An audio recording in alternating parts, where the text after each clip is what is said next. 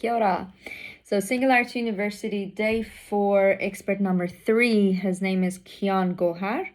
And his talk was about from exponential technologies to exponential humans. A very nice human element to it.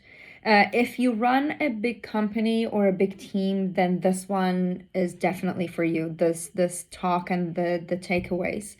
Kian talked to us about how companies would now have to change strategy of how they work and how they collaborate.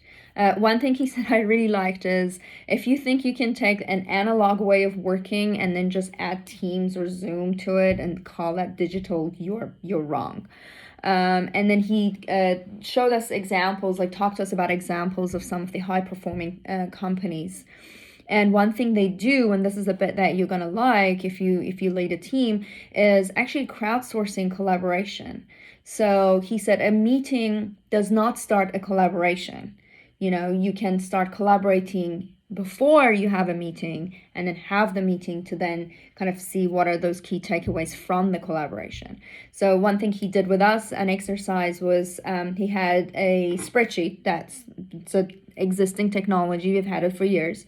And that the leaders or the exec who want to make some kind of a change, they would ask questions in that spreadsheet, and that's like a central spreadsheet. They allow access to anyone in the company to provide feedback, and then everyone goes there, and that way you're crowdsourcing ideas, you're listening to everybody, your employees feel heard, and you get to see insights from every single one.